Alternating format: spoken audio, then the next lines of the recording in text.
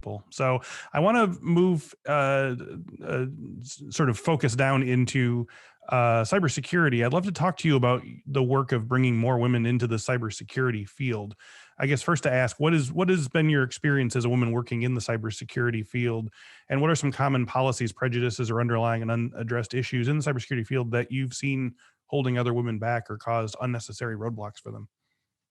Yeah, well, so I'll talk about the field more broadly, but I'll start with just my experience at Mimecast, because when I first came in, the team that I ended up bringing together, there were a few disparate teams that we brought together, and there were almost no women on it, and it wasn't anybody's explicit decision to do that. It was just kind of the way things naturally evolved, and so I mentioned that just because it was such an example of what you're saying around these individual things that happen that have a domino effect or catalytic effect. And so as soon as I was in that role, suddenly women from inside the company who were maybe in sales, who didn't want to be in sales anymore, who wanted to stay in the company, approached me and said, "Hey, I want to come work with you." But they wouldn't had there not been a female leader in that role, they wouldn't have done that. And they've turned out to be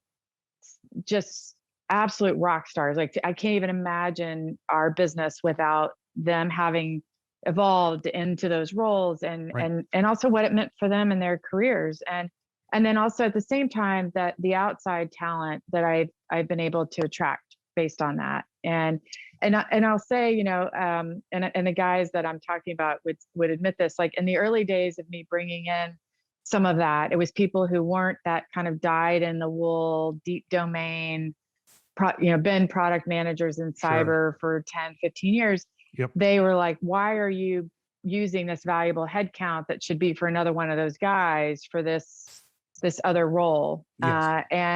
But then within a quarter, they were all like, "Oh my God," they just couldn't believe what it did for them and our team and our ability to do the things that we needed to do in an extraordinary way because of, again, that cocktail or that optimized portfolio of talent. Yeah, balancing of sort of forces or energies or dispositions or skill sets.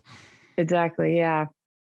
New episodes of the Cyberwork podcast are available every Monday at 1 p.m. Central. And don't forget to check out our hands-on training series, Cyberwork Applied.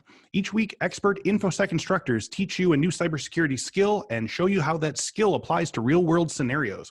Go to infosecinstitute.com/learn to stay up to date on all things cyberwork.